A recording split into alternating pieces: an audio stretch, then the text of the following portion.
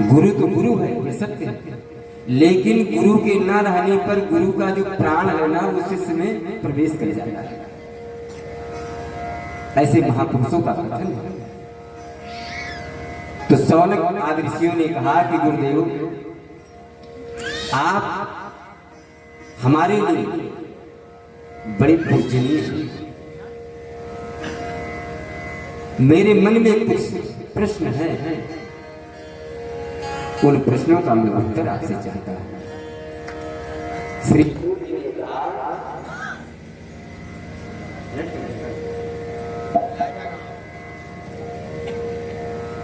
प्यारे, जो आपके प्रश्न है ना वो संसार के जीवों के लिए बड़े हितकर प्रश्न हैं, और इन प्रश्नों का उत्तर स्वामी सुखदेव जी के आशीर्वचनों से ही संभव है। इसलिए 1 मिनट का हमें अवसर दो, मैं थोड़ा शुक्राचार्य जी का ध्यान, और हम लोग भागवत के प्रथम स्कंद में प्रवेश कर रहे हैं। अभी भागवत नहीं शुरू हुई है, अभी जो है भागवत का महात्म्य चल रहा है। प्रथम स्कंद के प्रथम अध्याय के प्रथम श्लोक व्यास जी ने तो इतना कठिन लिख दिया महाराज, बहुत कठिन लिख दिया। जन्मादस्य यतो वन्मयादितरत चार्थेष्वभिज्ञस्वराट् तेने ब्रह्म हृदये आदि कवये मुह्यन्ति यत्सूरयाः तेजो वारि मृदां विनिमये यत्र त्रिसर्गो अमृषा धाम्ना स्वेन सदा निरस्तकुहकम् सत्यं परं धीमहि। जो जन्म और मृत्यु से परे है, जिसका ना तो जन्म होता है और ना ही उसकी मृत्यु होती है। जन्मादस्य यतो अन्वयाद, इसमें जो अन्वय व्यतिरेक आदि आ गया है, ये बहुत बड़े बड़े ज्ञानियों के विषय की बात है। अब अन्वय व्यतिरेक समझाने के लिए आप सबको अन्वय व्यतिरेक पढ़ाना पड़ेगा, इसलिए पढ़ा नहीं पाएंगे क्योंकि समय कम है। मैं सूक्ष्म भाषा में आपको समझाने का प्रयास करूंगा, आप लोग ध्यान से सुनिएगा तो समझ जाएंगे। जो जन्म और मृत्यु से परे है, ना तो उसका जन्म होता है और ना ही उसकी मृत्यु होती है। वो कौशल्या नंदन बन के आया, वो देवकी नंदन बन के आया, वो लीला है उसकी, उसका जन्म नहीं है।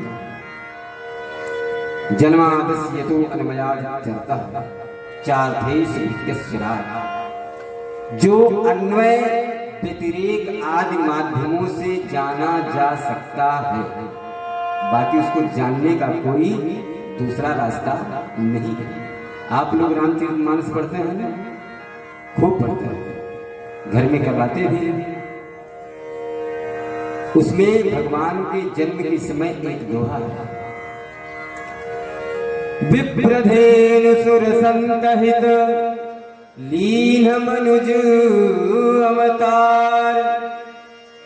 इतना तो सबकी समझ में आता है कि विप्र माने ब्राह्मण, धेनु माने गाय, सुर माने देवता, संत माने सज्जन पुरुष।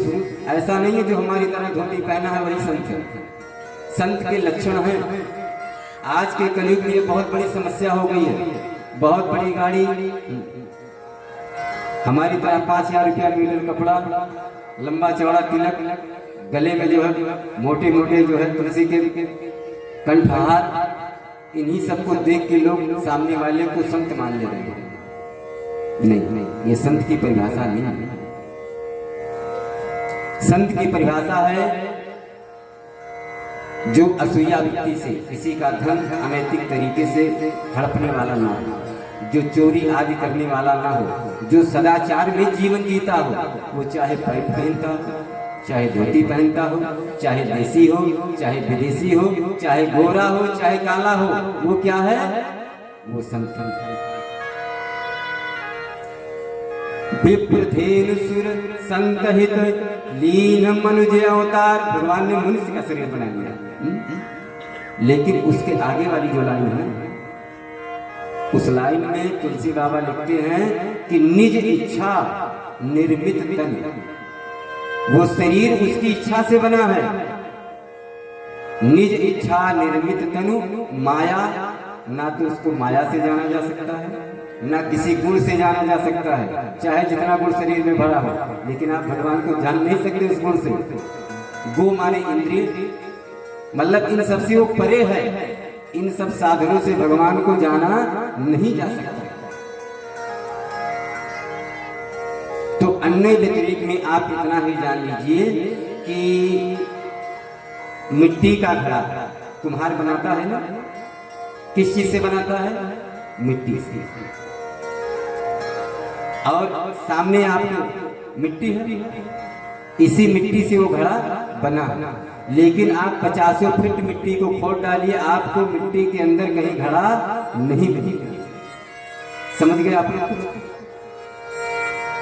घड़ा उस मिट्टी से बना है, लेकिन इस मिट्टी के अंदर वो घड़ा नहीं है। मतलब परमात्मा समसपुर में है, परमात्मा दिल्ली में है, लेकिन परमात्मा के अंदर दिल्ली नहीं है। अब तो आप लोग अच्छे से समझ गए। जन्मादस्यतो अन्वयादि करुच्चार्थेषु विज्ञस्वराट् तेने ब्रह्म हृदयादि कवये मुह्यन्ति यत् सूर्या। जिसकी माया में ना बड़े बड़े लोग, नारद बाबा भी मोहित हो गए। रामकथा में आप लोग सुने हैं, नारद बाबा स्वयंवर में चले गए थे। जो अपने को परम बैरागी मानते थे, वो विवाह के लिए इधर उधर खोजने लगे। ये नारायण की माया है। तेनी ब्रह्म हृदयादि कवये मुह्यन्ति यत् सूर्या तेजो वारिमृदां विनिमये यत्र त्रिसर्गो अमृषा। ये जो दिख रहा है ना, लगता क्या है कि सत्य है। कोई व्यक्ति रात में भोजन लिया, सोया, गहरी निद्रा उसको आई और नींद में उसने क्या देखा? स्वप्न देखा। स्वप्न में क्या देखा? वो लाल लाल वाली बंद हो गई। उसने देखा कि 500 वाली नोटों की गड्डी भरा एक बहुत बड़ा बैग मिल गया। जैसे ही उसको बैग मिला तैसे वो प्रसन्न हो गया। लेकिन जैसे उसकी नींद टूटी तैसे 500 की एको नोट नहीं मिली उसको, उदास हो गया। स्वप्न में ऐसा लग रहा था कि ये पैसा नहीं है, एकदम सत्य प्रतीत हो रहा था कि ये सब पैसा मेरा है, अब तो कमाने की आवश्यकता नहीं, अब तो कुंडली मार के बैठूंगा और खूब बढ़िया बढ़िया जो है व्यवस्था बनाऊंगा। लेकिन जैसे नींद टूटी तैसे कुछ नहीं। इसी प्रकार हम लोग माया में जी रहे हैं। ये मेरा, ये मेरा, ये मेरा, ये मेरा, लेकिन अपना कुछ है नहीं। नींद में है हम लोग, हाँ, लेकिन जब नींद से बाहर निकले तो पता चला कुछ भी नहीं। तेनी ब्रह्म हृदयादि कवये मुह्यन्ति यत् सूर्या तेजो वारिमृदां विनिमये यत्र त्रिसर्गो अमृषा। जो तीनों काल में असत्य है, सत्य नहीं है। धाम्ना स्वेन सदा निरस्तकुहकम्। ऐसे परमात्मा को क्या लिखा व्यास जी ने?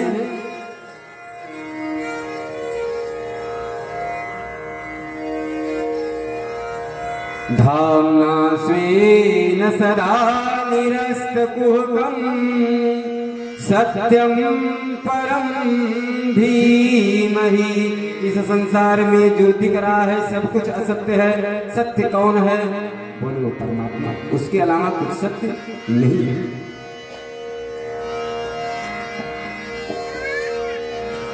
हो परमात्मा के रूप है, मानस में तुलसी बाबा ने लिखा, हो धर्म न दूसर सत्य समाना, सत्य समाना, सत्य समाना, आगम निगम पुराण बखाना, आगम निगम पुराण बखाना, आगम निगम पुराण बखाना। घर के बड़े बूढ़े लोग कहते हैं ना कि बेटा सत्य बोलो, झूठ नहीं बोलना। वो सत्य ही परमात्मा है। जो हम सत्य बोलते हैं ना वही परमात्मा है, और जहाँ झूठ बोले वहाँ तुरंत माया आ गई। बहुत सुंदर से श्लोक में सूत जी के साथ हम लोगों ने भी भगवान को प्रणाम किया।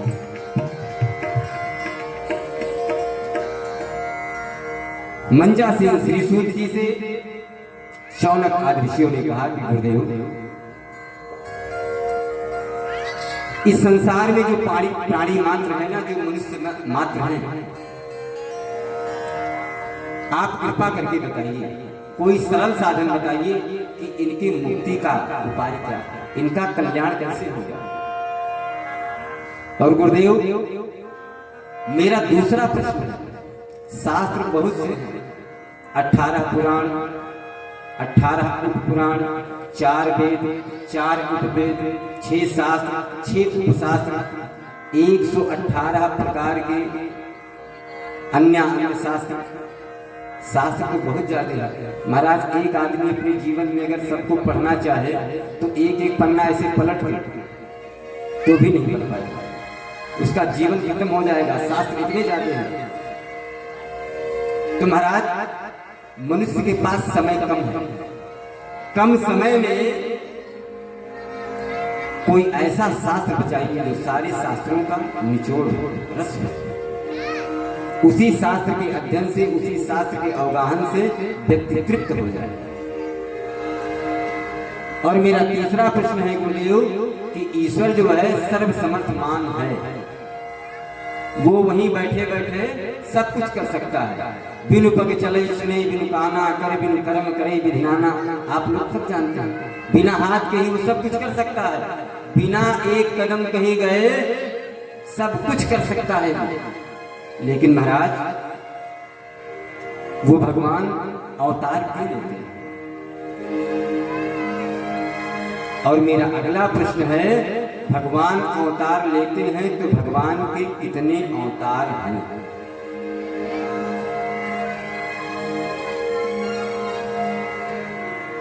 हे गुरुदेव, किस समय में कौन सा अवतार हुआ, किन कारणों से हुआ, आप मुझे बताने की कृपा करें। और गुरुवर, जीव का लक्ष्य क्या है? जैसे पढ़ने वाले विद्यार्थी का लक्ष्य है नौकरी प्राप्त करना, एक किसान का लक्ष्य है कि कृषि में अधिक से अधिक अन्न उत्पन्न करना, एक भजन करने वाले का लक्ष्य है कि अधिक से अधिक भजन करना। तो महाराज, मनुष्य के जीवन का लक्ष्य क्या है? इन सब बातों को बताने की कृपा।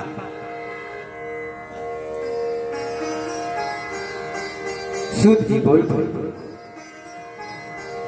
कि शौनक जी, प्राणी मात्र के कल्याण का प्रमुख साधन है भगवान का नाम।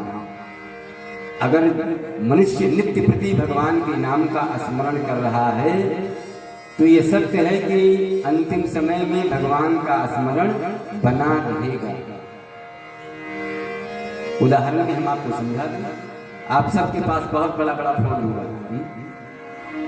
पहले घड़ी आती थी, कल सुबह 4 बजे उठना है तो आज रात को 9 बजे ही उसमें अलार्म लगा देते थे। अब वही काम मोबाइल में हो गया, टाइम सेट हो गया। लेकिन अलार्म लगाने के बाद जब हम अलार्म लगाते हैं तो तुरंत नहीं बजता है। कब बजता है? जिस समय पे हम लगाते हैं कि इस समय बजे, उस समय पे अलार्म बज जाता है।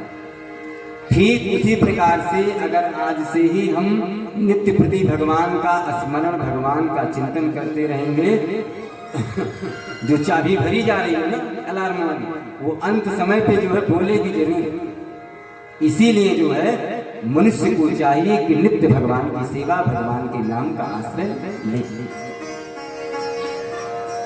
और आपके दूसरे प्रश्न का उत्तर है शौनक जी, शास्त्र तो बहुत ज्यादा है, लेकिन उनमें जो भागवत महापुराण है ना, वो समस्त शास्त्रों का रस है। और ऐसा रस है कि महाराज इसमें छिलका और गुठली नहीं है, खाली रसे रस है, बस इसको पीना है, इसमें कुछ फेंकने लायक नहीं है। और आपका तीसरा प्रश्न कि भगवान सर्वसमर्थ होते हुए अवतार क्यों लेता है, तो सूत जी जानिए। यदा यदा हि धर्मस्य, गीता का ये श्लोक आप लोग जानते हैं, ग्लानिर्भवति भारत अभ्युत्थानं धर्मस्य तदात्मानं सृजाम्यहम्। भगवान श्री कृष्ण, देखिए कैसी छटा है। कुरुक्षेत्र में भगवान कृष्ण जो है अर्जुन के सारथी बने हैं, घोड़ों की लगाम भगवान के हाथ में है, और भगवान अर्जुन को गीता का उपदेश कर रहे हैं। और अर्जुन से बोलते हैं कि अर्जुन, कि जब जब इस पृथ्वी पर धर्म की हानि होती है, अधर्म बढ़ता है, तब तब मैं अवतार लेता हूं। रामा जब जब होही धर्म के हानि, रामा सिया रमा,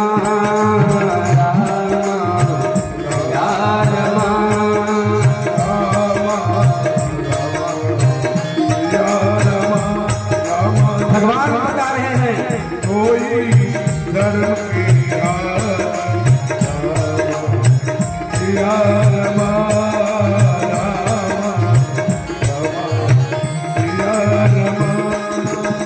जब जब होही धर्म के हानि, जब होई जब जब होही धर्म के हानि, जब होई धर्म के हानि, रामा बारही असुर अधमय विभानी, रामा सिया रमा,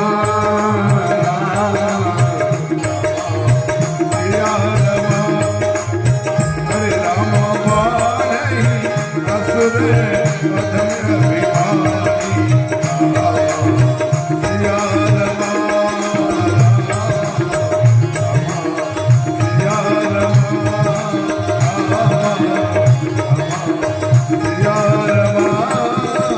तब तब प्रभु धरी विविध शरीरा, प्रभु धरी विविध शरीरा।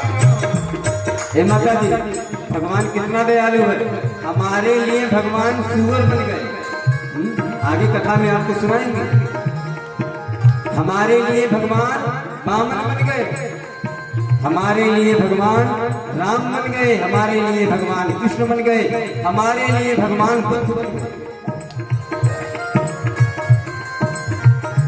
धरी विविध शरीरा, प्रभु धरी विविध शरीरा, रामा हरहि शंकर सज्जन मीरा, रामा सिया रमा, सिया रमा, हरहि निरंतर सजन मीरा,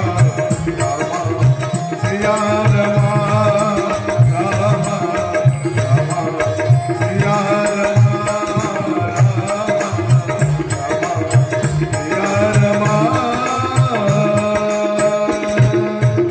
सूत जी ने कहा कि शौनक जी, जब जब ये धरा पापियों के पाप से गंभीर हो जाती है, जब जब सज्जन पुरुष दुष्टों की दुष्टता से दुखी हो जाते हैं, जब जब गौ माता पर ब्राह्मणों पर आताताइयों का अतिक्रमण हो जाता है, तब तब मैं नाना प्रकार के रूप धर के जो है उनको सुख देने आता है।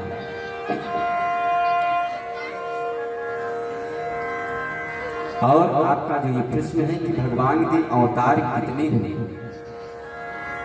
तो सूत जी सुनिए, भगवान के अवतार हैं 24। वैसे तो हरि अनंत हरि कथा अनंता, कहाँ ही सुने ही बहुविध सब संता। भगवान के अनंत अवतार हैं, अनंत कथाएं हैं, लेकिन उनमें जो है 24 प्रमुख अंशा अवतार, कला अवतार, पूर्णावतार, 24 अवतार है भगवान के। 24 अवतारों में सबसे पहला अवतार किसका है? वही चारों भैया जो कल बद्री आश्रम में मिले थे नारद बाबा से। भगवान का सबसे पहला अवतार सनक, सनंदन, सनातन और सनत कुमार, चारों भाइयों के रूप में।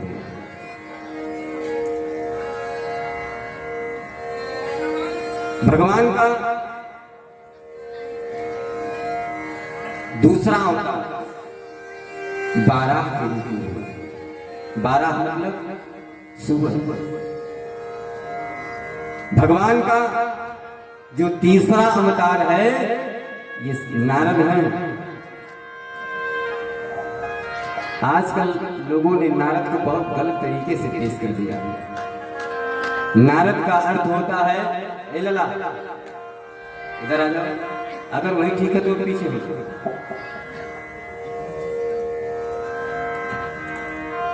नारद का अर्थ होता है नारम ज्ञानम ददात इति नारद, जो आपको सच्चा सच्चा मार्ग बता दे, बिल्कुल सही रास्ता बता दे।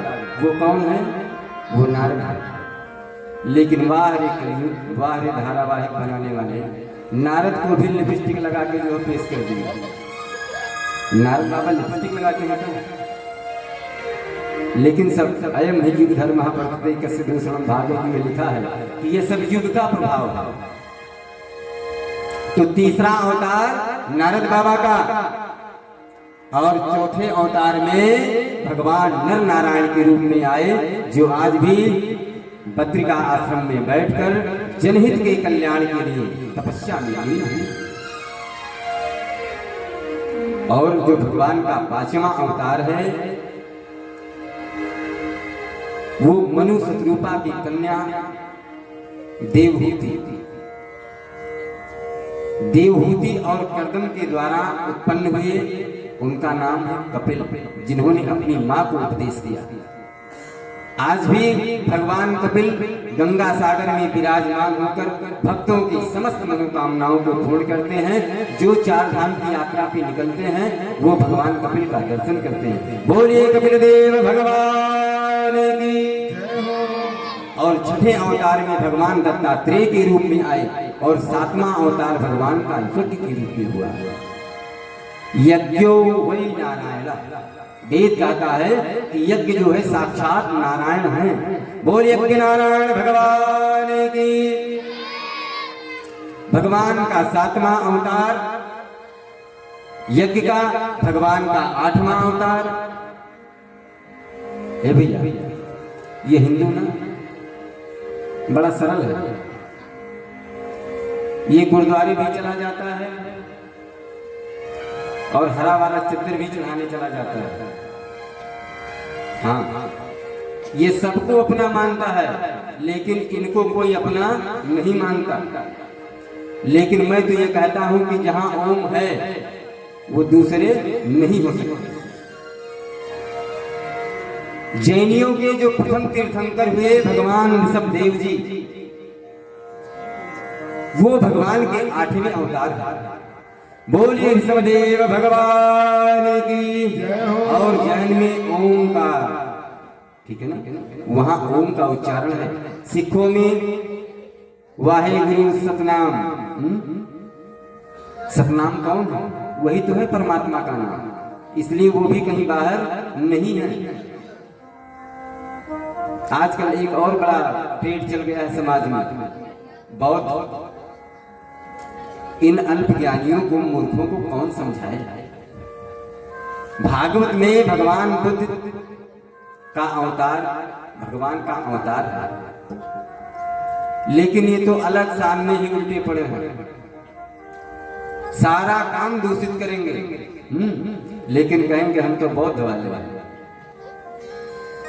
मेरा सामना हो जाता किसी दिन किसी से तो मैं उसको रास्ते पर लगा देता, लेकिन कोई हमसे मिल नहीं रहा है। बौद्ध में भी ओम का उच्चारण है।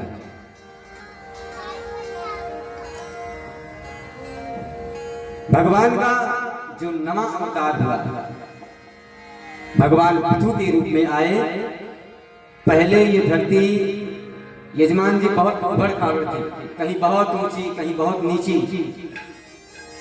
तो महाराज पृथु ने अपने धनुष के अग्रभाग से इस पृथ्वी को समतल कर दिया। तभी से पृथु के नाम से इनका नाम पड़ गया पृथ्वी। बोले पृथ्वी मैया की, पृथु भगवान की। और भगवान का जो दशा अवतार हुआ वो मत्स्य के रूप में, मछली के रूप में भगवान का। 11वां अवतार कच्छप का। कच्छप मतलब, हाँ वाह, तुम सामने बैठा कर। और भगवान 12वें अवतार में धन्वंतरी के रूप में आए। धन्वंतरी ने क्या किया? आज पेट दर्द हुआ तो स्पासमा खा लो। कोई और दिक्कत हुई, अंग्रेजी दवा नहीं काम कर रही है तो कहाँ चले गए? होम्योपैथ चले गए। एलोपैथ वाली दूसरी दवा देते हैं, होम्योपैथ वाली दूसरी दवा देते हैं। लेकिन जो आपके घर के बगल में घास फूस है ना, जिसको आप कोई महत्व नहीं देते हैं, सब औषधि है, लेकिन ये है कि जानकारी नहीं है, इसलिए हमारे आपके लोग घास फूस है। मैं आपको बताऊं कि एक सेठ जी 4 धाम की यात्रा पे गए। तो पहले का समय लोग पैदल यात्रा ही करते थे। पहले गाजे गाजे इसीलिए बजाए जाते थे कि जा रहे हैं पता नहीं वापस आएंगे कि नहीं। तो सेठ जी जो है अपने एक सेवक के साथ बहुत कम सामान लेके, चूंकि पैदल चलना होता था तो लोग यात्रा में, और आज भी जान लीजिए यात्रा में सामान जितना कम आपके पास रहेगा आप उतने सुखी रहेंगे। एक हमारे मित्र जो है चले गए हिमाचल। हिमाचल में उनको मिल गया 12 रुपया किलो सेब। अब वो जो है 25 किलो सेब ले लिए। 12 रुपया किलो बढ़िया बढ़िया सेब पाए तो 25 किलो सेब ले लिए। जब तक ट्रेन की यात्रा थी तब तक कोई पीड़ा नहीं हुई। ट्रेन जो है आई गोंडा जंक्शन पे, उनको उतार दी। गोंडा जंक्शन से जो है किसी तरीके से इसको लाख फान के बस में चढ़े। और उस समय जो है अयोध्या परिक्रमा जो है चल रही थी। अब बस जो है प्रवेश नहीं कर पाई अयोध्या में, कि तभी बाईपास नहीं बना कि मतलब इधर से होके उनको अम्बेडकर नगर जाना था कि वहां निकल जाए। अब भैया उस सेब का मोह इनको ग्रस लिया। अब 25 किलो सेब मत्थे पर रखे, कभी कंधे पर रखे, मतलब सरजू तक आते आते वो एकदम दुखी हो गए। हमसे कहे महाराज जी जैसे मैं 10-20 कदम और आगे चला ऐसे सारा सेब जो उसे सरजू में डाल दिया। बोला गंगा मैया, सरजू मैया प्रणाम, अब बस का नहीं है। अगर 2-5 के लिए होते तो बड़े प्रेम से घर चला जाता। मतलब यात्रा में सामान कम से कम होना चाहिए। तो बहुत कम सामान के साथ सेठ जी अपने सेवक के साथ 4 धाम की यात्रा पे गए। तो बद्री विशाल था। शाम का समय सेवक ने कहा कि सेठ जी भोजन में क्या बना? तो सेठ जी ने कहा खिचड़ी बना लो। एक काम करो, सबसे आसान खिचड़ी। यात्रा में खिचड़ी बहुत आसान होती है और बड़ी सुपाच्य होती है। सेठ जी ने कहा खिचड़ी बना लो। अब वो गया जंगल से लकड़ी बीन के लाया, चूल्हा लगाया, अगड़ी चिता दिया, बर्तन रखा, उसमें सब कुछ डाल दिया। अब खिचड़ी बनने लगी। इसके पास चलाने का कोई होता है ना, हाँ कठिन पलटा जो बोलते हैं, वो सब नहीं था। तो इसने एक लकड़ी को जो है खूब अच्छे से धुला और उसी लकड़ी से जो है खिचड़ी को चलाया। सेठ जी बैठे। सेठ जी की अवस्था 60 की, सर के बाल सफेद, दाढ़ी के बाल सफेद, सेठ जी वो खिचड़ी खाए और जब सुबह सो के उठे तो सेठ जी के सर के बाल काले, दाढ़ी के बाल काले, लेकिन दाढ़ी के बाल छोटे थे, वो देख तो पाए नहीं। अब जो उनको देखे वो आश्चर्य में आ जाए, सेठ जी आपने रात में कलर करा लिया क्या? भाई आप बहुत बड़े सेठ हो सकता है आपके पास वो सुविधा रही हो। सेठ जी ने कहा कलर करा लिया, ऐसा तो हमने कुछ नहीं किया। सामने वाले ने कहा कि जितने बाल आपके सफेद थे सब काले हैं। सेठ जी भागे भागे आए, दर्पण में देखे तो सारे बाल काले। अब नौकर से पूछने लगे कि तुमने खिचड़ी में क्या डाला? खिचड़ी के अलावा हमने कुछ लिया नहीं। नौकर कहा कि सेठ जी खिचड़ी में तो मसाले के अलावा मैंने कुछ डाला नहीं, जो मसाला है यही मसाला डाला। अब इस बात को सुनते सुनते 10-20 लोग इकट्ठे हो गए। तो उसमें कोई बुद्धिमान था, उसने पूछा कि अच्छा ये बताओ खिचड़ी तुम बनाए कैसे? तो कहा मैं जंगल से लकड़ी लाया, लकड़ी जलाया, उसी से बनाया। तो उसने कहा ये बताओ तुम खिचड़ी को चलाए कैसे? तो कहा कि एक लकड़ी जो उसी को धुला, उसी से चलाया। बोले वो लकड़ी कहाँ है? बोले चलाने के बाद हमने चूल्हे में लगा दिया, जब उसका काम खत्म हो गया तो चूल्हे में डाल दिया। मतलब मेरे कहने का सीधा सीधा अर्थ इतना है कि वनस्पतियों में बहुत बल है, बशर्ते हम उसको छोड़ छोड़ एक ना एक दिन पुनः सबको उसी पर वापस आना पड़ेगा। जो एलोपैथ की दवा, जो अंग्रेजी, जो यूनानी दवा ले रहे हैं, ये समस्या को कम करके दूसरी समस्या प्रकट कर रहा है। इसलिए आयुर्वेद पे जाने का प्रयास कीजिए और आयुर्वेद को जीवन में अपनाइए। तो आयुर्वेद को लोगों को बताया, दवाओं के बारे में बताया कि कौन सी वनस्पति किस रोग की दवा है। किसने बताया? बोलिए धन्वंतरी भगवान की जय हो।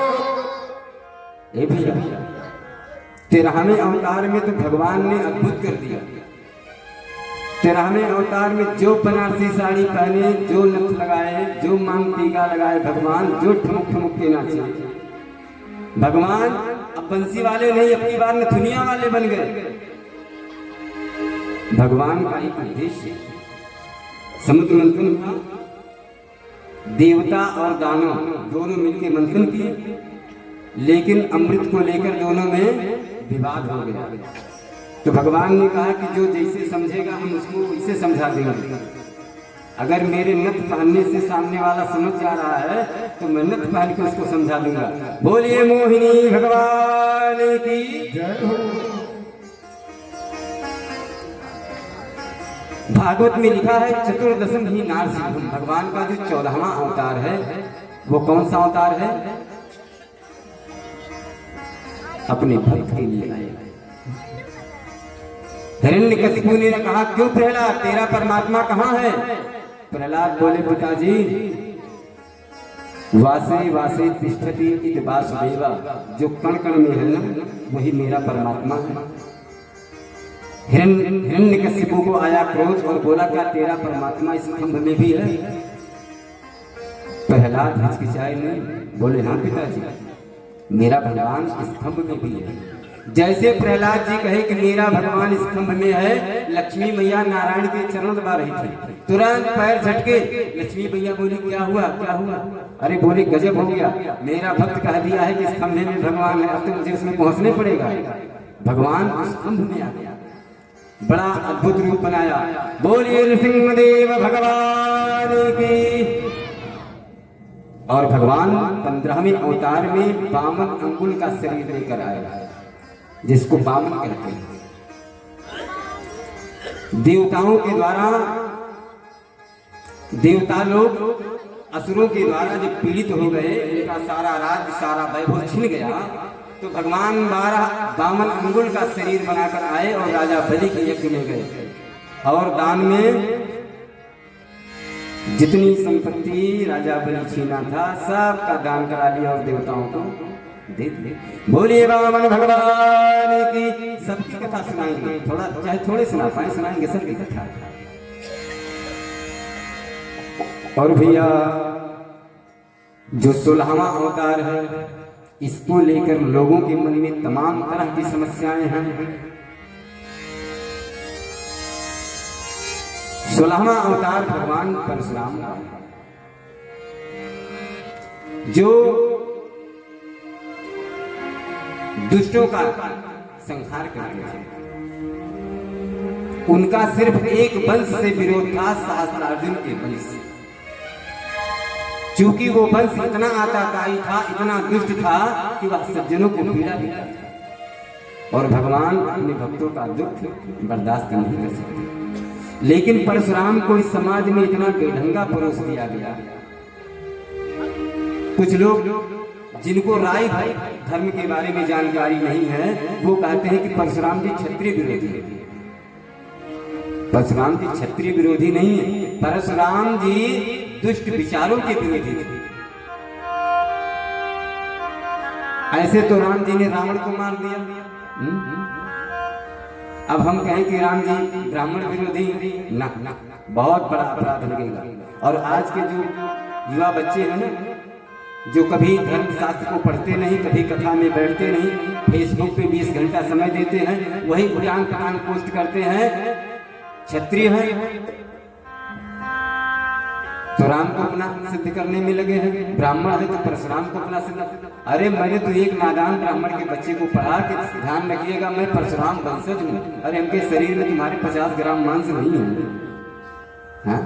तुम परशुराम के वंशज बन रहे हो। कभी गायत्री नहीं की, कभी संध्या नहीं की, कभी भगवान सूर्य को अर्घ नहीं दिए। जो 16वां अवतार हुआ भगवान का, वो किसका अवतार हुआ? परशुराम का। बोलिए परशुराम भगवान की। और 17वें अवतार में भगवान व्यास के रूप में आए। व्यास का मतलब फैलाव। पहले एक ही वेद था, उस वेद को 3 अतिरिक्त खंडों में और विभाजित करके वेद को 4 भागों में कर दिया। मतलब एक बिंदु को बहुत बड़ी लकीर खींच दी। व्यास मतलब फैलाव। 18 पुराणों की रचना कर दी, श्रीमद् भागवत को लिख दिया। बोलिए व्यास देव भगवान की। और भैया इसके बाद जो भगवान का अवतार हुआ, उनके बारे में तो कहना ही क्या है, उनके जैसा कोई नहीं। और आप जान लीजिए कि 18 पुराणों से अगर उनके चरित्र को निकाल दिया जाए, इस भगवान की गाथा को निकाल दिया जाए, तो सारे पुराण ऐसे ही हो जाएंगे जैसे आपके पास BMW कार हो और उसके चारों पहिया गायब है। समझ गए ना? मतलब वो गाड़ी आपकी 1 फीट भी आगे जा नहीं सकती। ठीक इसी प्रकार से उनका चरित्र है। आइए दोबारा हम लोग उनको याद कर लें। करुणा निधान है दयावान गुणमान तुम्हारी जय हो। करुणा निधान है दयावान गुणमान तुम्हारी जय हो। हे पीली पगड़ी वाले तेरी जय हो, तेरी जय हो। हे पीली पगड़ी वाले हो नीली छतरी वाले तेरी जय हो, तेरी जय हो। हो नीली छतरी वाले तेरी जय हो, तेरी जय हो। करुणा निधान है दयावान गुणवान तुम्हारी जय हो। करुणा निधान है दयावान गुणवान तुम्हारी जय हो। हे पीली पगड़ी वाले तेरी हो, तेरी जय हो।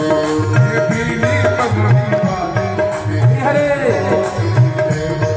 हो नीली छतरी वाले तेरी जय हो, तेरी जय हो। हो नीली छतरी वाले तेरी जय हो, तेरी जय हो। मीठी मीठी तालियों के साथ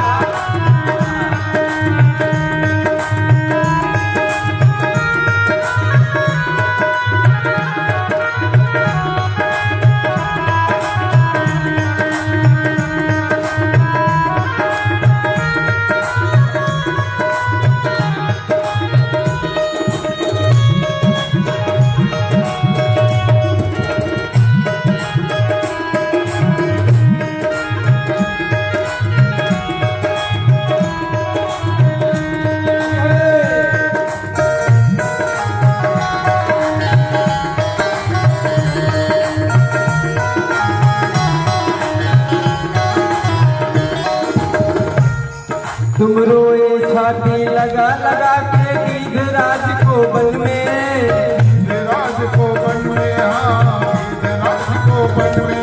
तुम रोए छाती लगा लगा के गिद्धराज को बन में, राज को बन में, हाँ राज को बन में। उनके रुधिरों की गिद्धराज के शरीर से जो एक एक कतरा खून का गिर रहा था, भगवान को उसके प्रति बहुत दया है। उनके रुधिरों की बूंदों की भारी पीड़ा थी मन में, भारी पीड़ा थी मन में, भारी पीड़ा थी मन में।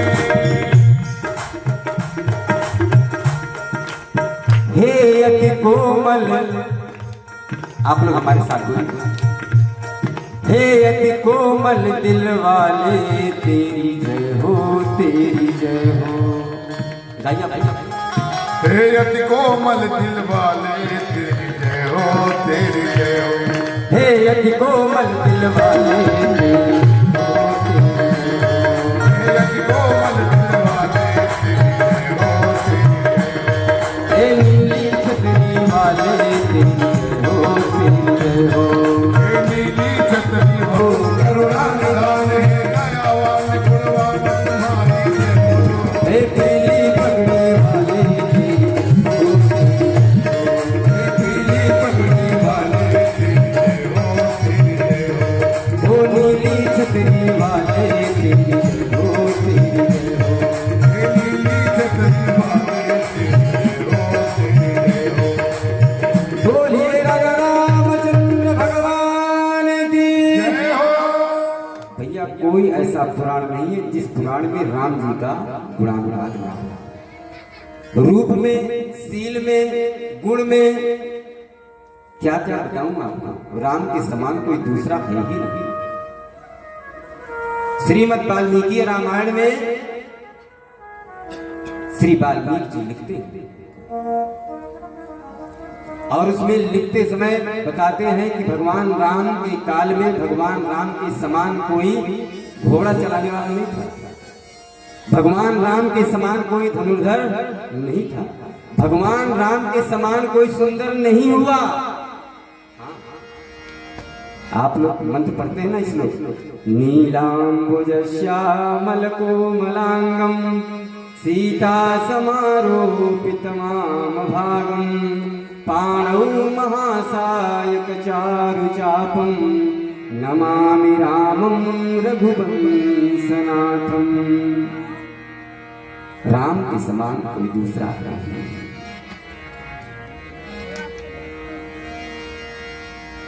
और भैया 18वां अवतार वो भी राम का हुआ, लेकिन आगे बल लग गया। भगवान कृष्ण के बड़े भैया बन के आए। जो रामावतार में छोटे भैया थे वही कृष्णावतार में बड़े भैया बन के आए। बोलिए बलराम देव जी महाराज की जय हो। और सूत जी ने कहा कि सौनक जी ये जो 20वां अवतार है ना भैया, ये टेढ़ा है और इसकी लीला भी टेढ़ी है। हाँ हाँ, आप लोग वृंदावन गए? कौन गए? वाह, जय जय। तो जो नहीं गए हैं उनसे मैं कह देता हूँ आप लोग वृंदावन मत जाइएगा। आप लोग पूछे क्यों? चलो छूट दे देता हूँ, वृंदावन आप लोग चले जाओ, लेकिन बांके बिहारी का दर्शन तो बिल्कुल मत करना। अब आप पूछेंगे क्यों? बहुत भीड़ होता है। वो टेढ़ी टांग वाला ना उसकी नजरों में जो देख लेता है वो उसको अपना बना लेता है, फिर ये दुनिया जो है उसके लिए तुच्छ हो जाती है। इसीलिए मैं कह रहा था कि वृंदावन मत जाना, मेरे राम जी का दर्शन करो। नहीं, आप लोग वृंदावन जाइए, जमुना मैया में स्नान कीजिए, बांके बिहारी का, कंज बिहारी का, सबका दर्शन कीजिए। वो आया भी ऐसे समय में जब सब लोग सोते हैं। कृष्ण रात में ही, कृष्ण मतलब काली रात,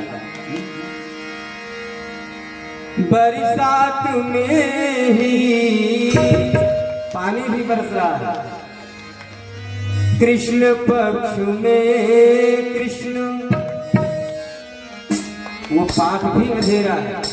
रात तो अंधेरी थी, रात तो अंधेरी होती ही है, लेकिन जो अंधेरा पाप होता है उसकी अंधेरी रात बड़ी विकराल होती है, बहुत अंधेरी होती है। कृष्ण पक्ष में कृष्ण बनकर जो आए। अब देखिए इसमें काला कितना है। काली रात, काला पक्ष, काला गुण जो आ रहा है, काले मेघ, सब काले काले ही। सुना देना लोगों को मन करना है। एक लाइन सुनाइए। कृष्ण पक्ष में कृष्ण बनकर जो आए, जो घनश्याम आए, जो घनश्याम आए। घनश्याम आए, तो घनश्याम आए। घनश्याम आए, तो घनश्याम आए। तो घनश्याम आए, तो घनश्याम आए। कृष्ण रात में ही, कृष्ण पक्ष में ही, कृष्ण रात में ही, कृष्ण पक्ष में ही। मेघ जो है वर्षा, धीरे धीरे वर्षा हो रही है। काली रात है, चारों तरफ सब काले काला है। जो घनश्याम आए, जो घनश्याम आए। जो घनश्याम आए, तो घनश्याम आए। इधर यही घने काले हैं और उधर घने बादल भी छा गए हैं। आठवां काल था, आठवां लाल था। आठवां काल था, आठवां लाल था। देवकी के अष्टम गर्भ के रूप में भगवान कृष्ण आए। आठवां लाल, आठवां काल का मतलब तिथि भी अष्टमी थी। आठवां काल था, आठवां लाल था। आठवां काल था, आठवां लाल था।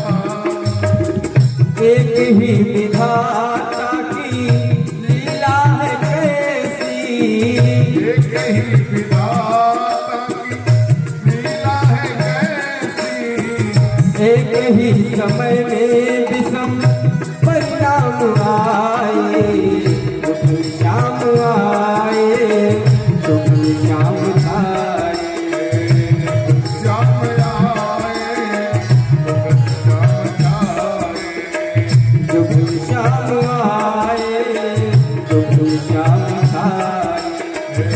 घनश्याम आए, तो घनश्याम आए। बोलिए कृष्ण कन्हैया लाल की। जय हो। तो भगवान 20वें अवतार में कौन से रूप में आए? हाँ, कृष्ण के रूप में आए। भगवान का 31वां अवतार हरि के रूप में हुआ, 22वां हंस के रूप में हुआ और 23वां बुद्ध के रूप में हुआ और 24वां अभी बाकी इस कलयुग में होगा। बोलिए कल के भगवान की। वो जो अवतार होगा वो कल का अवतार होगा भगवान का। सूत जी ने कहा कि शौनक जी, ये भगवान के प्रमुख 24 अवतार हैं।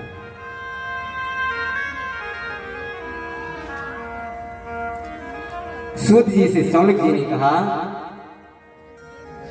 कि गुरुदेव, ये जो भागवत कथा के प्रथम अधिकारी हैं, इनके बारे में थोड़ा बता दीजिए हमको, इनका जन्म कैसे हुआ? तो सूत जी ने कहा कि शौनक जी, गोलोक में राधा रानी की गोद में खेलने वाले शुकाचार्य महाराज, एक दिन राधा रानी ने कहा कि शुकाचार्य, आप मृत्यु लोक में चले जाओ, पृथ्वी पर चले जाओ। शुक्राचार्य ने कहा कि भैया मैं तो वहां जाने वाला नहीं हूँ, वहां तो विष्णु की माया है, वहां सबको अपनी माया में लपेट लेती है। मैया मैं तो यही आनंद पूर्वक हूँ। राधा रानी ने कहा कि शुक्राचार्य जी आप जाओ, और आप जाने के बाद भगवान मेरे प्रियतम भगवान कृष्ण के गुणों का बखान करो। तो उनकी जन्म की कथा सुनाने लगी सूत जी। जन्म उनका कैसे हुआ? व्यास देव भगवान और इनकी पत्नी पिटका देवी के पुत्र के रूप में श्री सुखदेव जी आए। लेकिन उनके आने से पहले प्रेरणा क्या बनी? एक बार नारद बाबा बीड़ा बजाते हुए भगवान शिव के कैलाश पर्वत पर गए। बाबा तो कैलाश पे थे नहीं, लेकिन मैया थी, और वो मैया नारद बाबा की चेली है। नारद बाबा उनके गुरु, भगवान शिव की जो पत्नी है सती मैया, उनके गुरु कौन है? नारद बाबा। जीवन में गुरु का होना बहुत जरूरी है, लेकिन कलयुग में गुरु भी बड़ी सावधानी से बनाइए। हाँ हाँ, जो कलयुगी गुरु है ना महाराज, उनके विषय में तो तुलसी बाबा ही साफ लिख सकते हैं, बाकी किसी की क्षमता नहीं। आप लोग रामचरितमानस उत्तरकांड पढ़िए, जीवन के सारे रहस्य उसमें सुलझ जाएंगे। उसी में तुलसी बाबा ने लिखा कि कलयुग की गुरु कैसे है, बता दें आपको, जानना जरूरी है। हरई शिष्य धन शोक न हरई,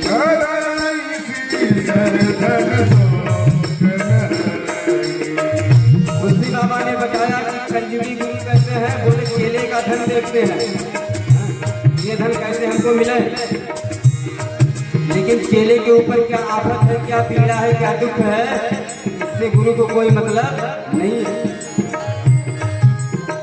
हरई शिष्य धन शोक न हरई, हरई शिष्य धन शोक न हरई,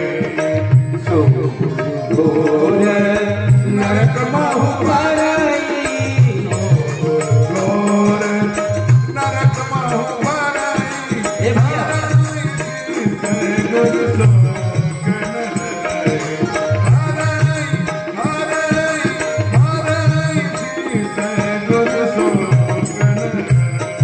हमने तो बड़ी प्रसन्नता में गुरु बनाया। गुरु का मतलब मार्गदर्शक, जो भगवान तक पहुंचने का रास्ता बता। लेकिन हुआ क्या, मेरे से पहले वो गुरु नरक में चला गया।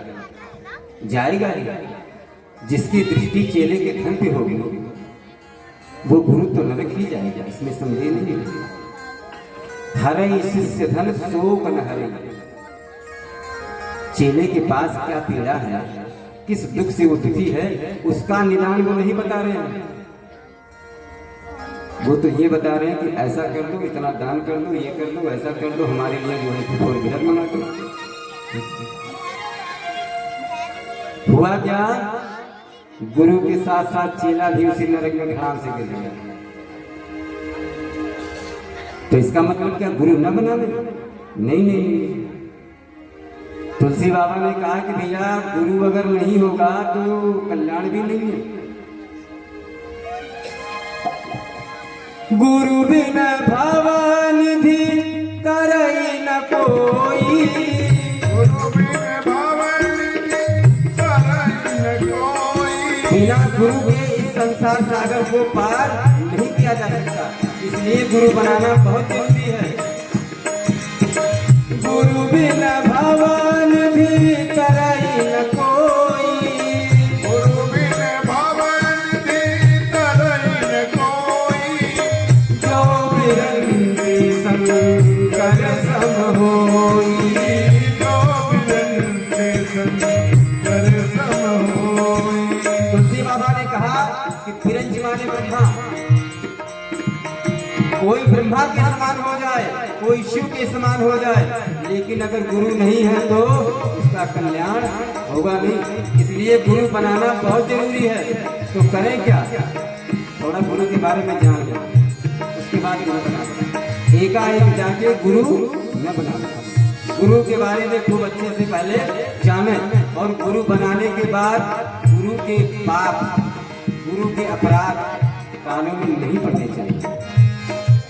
बहुत गुरु के पास भी नहीं रहना चाहिए, ये भी जान लीजिए। गुरु के पास बहुत कम समय के लिए जाना चाहिए। दंड प्रणाम करो, जो लेके जाओ, जो अपना रास्ता दिखाए। ज्यादा समय तक रहोगे तो गुरु के गुण दोष आपको पता चलने प्रारंभ हो जाएंगे, और कैसे मन में समस्या आ जाएगी, नरक वाली स्थिति बन जाएगी। गुरु बिना भवानी तरई न कोई, गुरु बिन भवन तरई न कोई, जो निरंतर शंकर सम होई, शंकर सम होई। गुरु बिन भवन तरई न कोई, गुरु बिन भवन तरई न कोई। जो आज नारद बाबा अपनी शिष्या के यहाँ जा रहे हैं, अपनी चेली के यहाँ। गुरु आते हैं ना, हमको भी कोई मंत्र लेता है तो कहता है कि गुरु जी साल में एक बार चरण हमारे घर में पड़ गया, तो कहता हूँ अवश्य, लेकिन मेरा भी एक शर्त है, चेला कभी बनाऊंगा, माला करना पड़ेगा, सत्य बोलना पड़ेगा, जीवन में सदाचार अपनाना पड़ेगा। मैं आऊंगा आपके यहाँ, लेकिन गुरु पूर्णिमा पर एक बार आपको गुरु के दर्शन के लिए, गुरु के पूजन के लिए आना पड़ेगा। तो चेला हमारी बात मान जाता है, चेले की बात मान जाते हैं। वही बात जो सती और नारद का था। सती जी ने कहा था कि गुरुदेव घर पे आइएगा जरूर, क्योंकि आपके चरणों की रज घर में पड़ जाएगी तो घर पावन हो जाएगा। तो नारद बाबा चेली के यहाँ पहुंचे, मैया प्रणाम किया। सती मैया आई, नारद बाबा को प्रणाम किया, सुंदर से आसन पे बिठाए, और बड़ा बड़ा लड्डू लेके आई पानी पीने के लिए। नारद बाबा उठाए, सब प्लेट साफ कर दी, जलपान हुआ। नारद जी बोले कि ठीक है मैया, अब मैं चलता हूं। सती मैया बोली कि बाबा इतने, गुरुदेव थोड़ा समय दीजिए, थोड़ा सत्संग हो जाए, कुछ ज्ञान की बातें हो जाए। नारद जी ने कहा कि मैया क्या ज्ञान की बातें करेंगे, इस संसार में ना कोई किसी से प्रेम नहीं करता, सब दिखावा है। पत्नी अगर बहुत प्रेम से बोल रही है, पैर दबा रही है, बिना मांगे चाय पानी दे दे रही है, तो समझ लो उसको जो है ईयर रिंग चाहिए, डिमांड है उसका। हाँ, वो हीरे वाली अंगूठी उसको चाहिए। मैया सब कपट भर गया है संसार में, कोई किसी से प्रेम नहीं करता। सती मैया बोली कि बाबा यह संसार वालों के लिए हो सकता है, लेकिन हमारे भोले बाबा ना हमसे बहुत प्रेम करते हैं। नारद जी बोले अच्छा, बहुत प्रेम करते हैं। मैया बोली हाँ, कोई बात हमसे छुपाते नहीं, सब बता देते हैं। नारद ने कहा ऐसा है, बाबा ने आपको सब कुछ बता दिया? सती बोली हाँ, बहुत सहज है महाराज, शिव को कौन नहीं जानता। टूटा फूटा अच्छा चढ़ा दो तो भी प्रसन्न, बेलपत्र चढ़ा दो तो भी प्रसन्न, सादा जल डाल दो बहुत प्रसन्न। आप लोग तो जानते हैं उनके बारे में। आस दोष तुम औढ़र रानी, आस मतलब सीख, दोष माने प्रसन्न होने वाले। सबसे जल्दी प्रसन्न होने वाले भगवान कौन है? भगवान शिव। आप लोगों ने सुना होगा जो कि एक चोर जो है, सुने हैं, एक चोर जो है गया चोरी करी, रात में उसका सिस्टम कहीं बैठा नहीं, जहां गया वहां सब लोग जग रहे थे। अब चोरी तो उसको करनी थी। आया तो महादेव का मंदिर दिखा, और महादेव के मंदिर के ऊपर घंटा लगा था, लेकिन वो पड़ रहा था छोटा, तो जूता उता पहने ही महादेव के ऊपर चढ़ गया और घंटा जो है खोलने लगा। घंटा खोलते समय घंटा टन से जो है बज गया। अरे राम राम, जैसे घंटा बजा वैसे महादेव प्रकट। अब तो वो चोर थर थर थर थर कांपने लगा। बाबा क्षमा कीजिए, बहुत बड़ी गलती हो गई। अरे बोले तुमसे गलती नहीं हुई, तुम्हारे जैसा भगत तो कोई मुझे मिला ही नहीं। कोई आता है जो है अच्छा चढ़ा जाता है, कोई आता है बेलपत्र चढ़ा जाता है, कोई सीजन में भेड़ चढ़ा देता है, कोई गन्ना चढ़ा देता है, लेकिन तुमने तो आज स्वयं को चढ़ा दिया मेरे ऊपर। तुम्हारे जैसा भगत कोई मेरा दूसरा है ही नहीं। मैं वरदान दूंगा, वर मांगो क्या चाहते हैं। इतने दयालु हैं। आइए थोड़ा उनका चिंतन करें।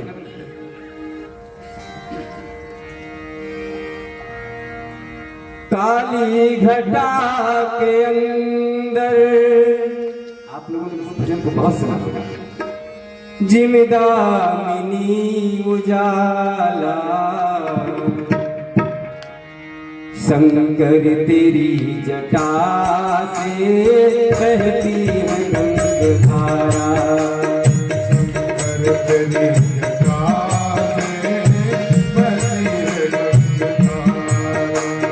काली घटा के अंदर, काली घटा के अंदर जिम्मेदारी उजाला शंभू तेरी जटा से बहती है गंगाधारा। शंभू तेरी जटा से बहती है गंगाधारा। महादेव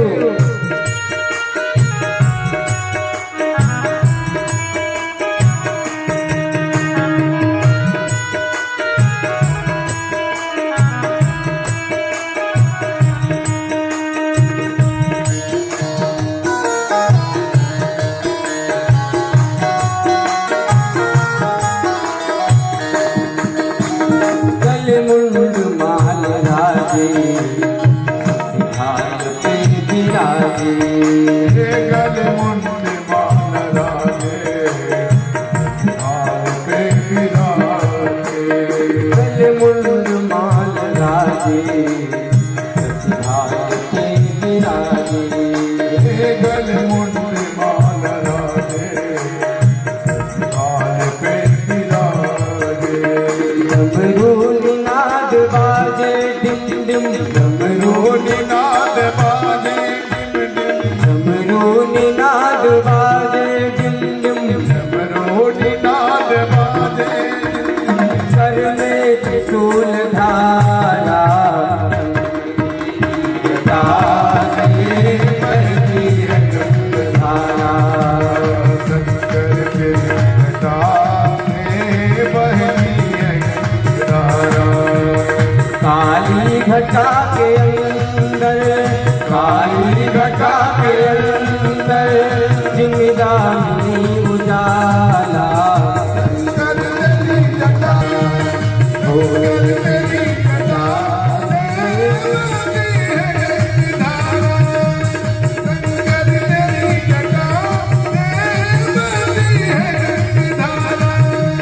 शंकर तेरी जटा से बहती है गंगाधारा।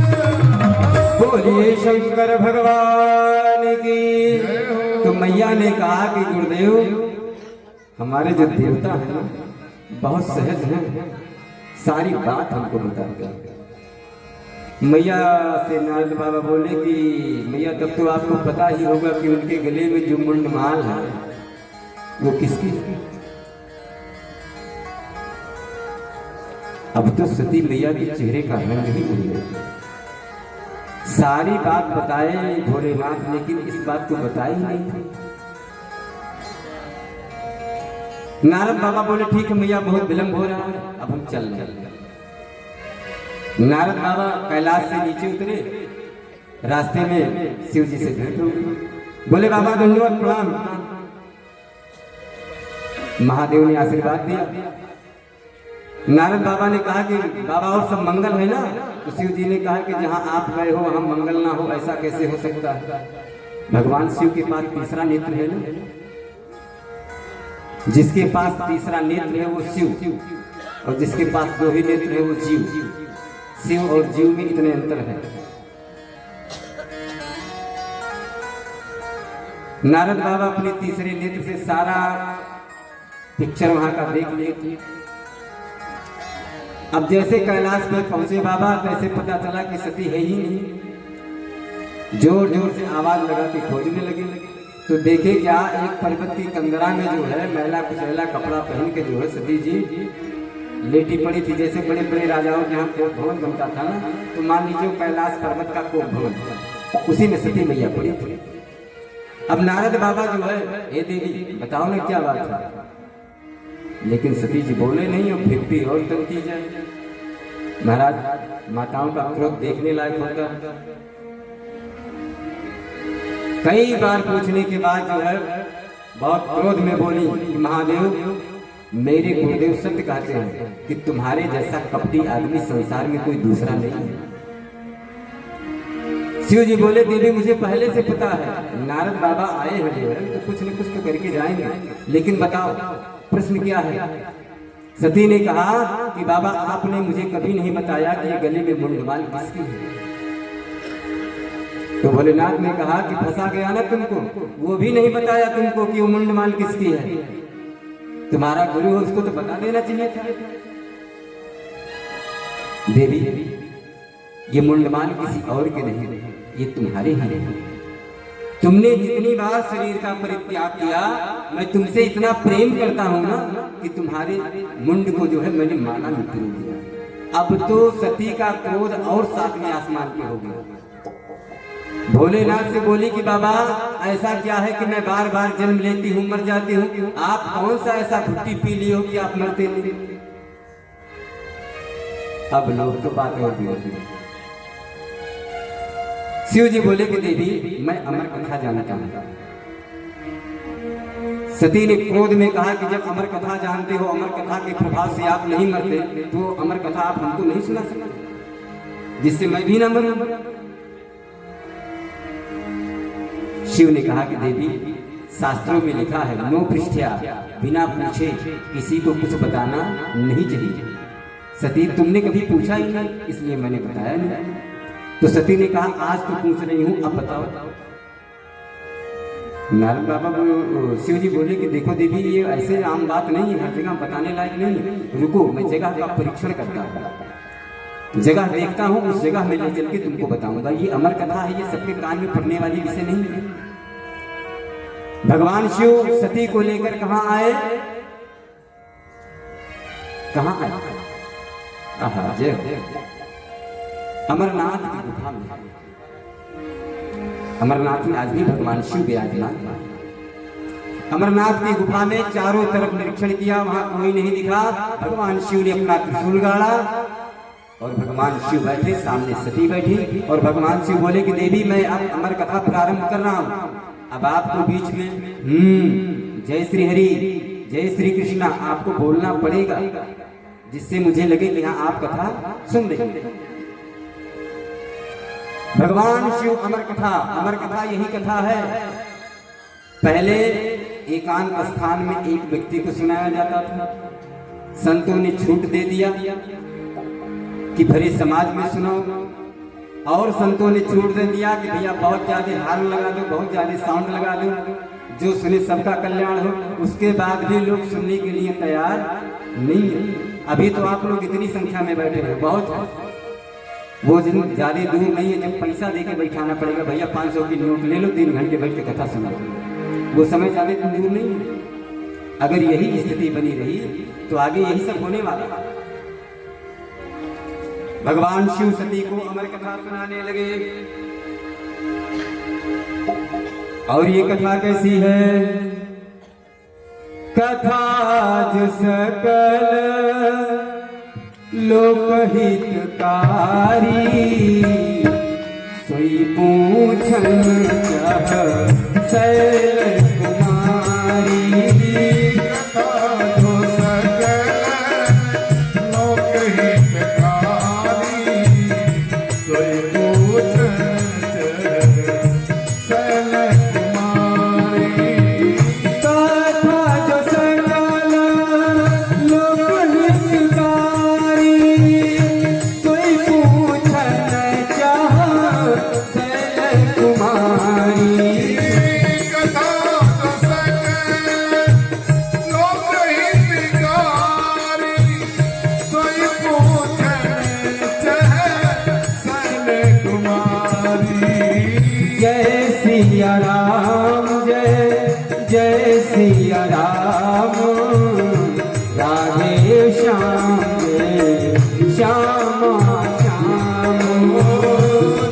सिया राम जय सिया राम राधे श्याम राधे श्याम जय सिया राम जय सिया राम राधे श्याम राधे श्याम राधे श्याम राधे श्याम। बोलिए राधा माधव भगवान की जय हो। भगवान शिव देवी सती को अमर कथा सुनाने लगे। बाबा कथा सुनाते सुनाते सृष्टि का वर्णन, सृष्टि का विस्तार आदि आदि कथा सुनाए। भगवान के नाना प्रकार के अवतारों की कथा सुनाए। कथा सुनाते सुनाते भगवान राम के चरित्र को सुनाने लगे भगवान शिव, और राम जी के चरित्र के बाद भगवान कृष्ण चरित्र सुनाने लगे। कथा सुनाते सुनाते शिव बाबा दसम स्कंध में प्रवेश कर गए और बोले कि देवी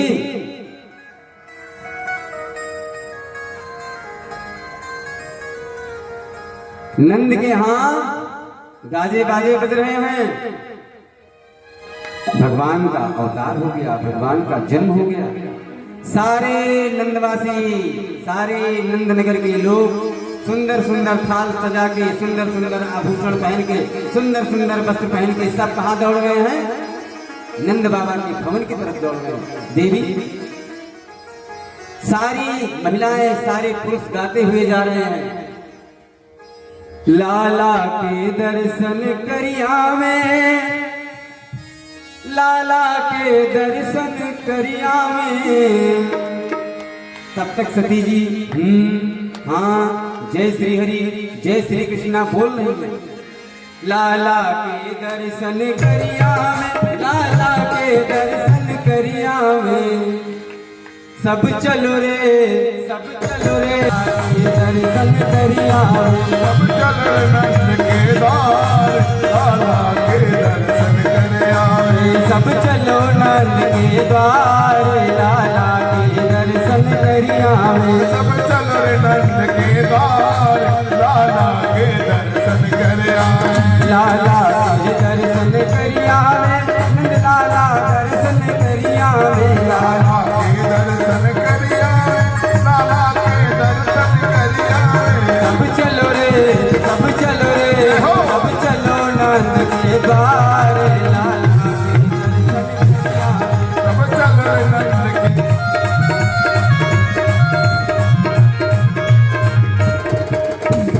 भगवान शिव देवी सती को भगवान कृष्ण के जन्म की कथा सुनाने लगे।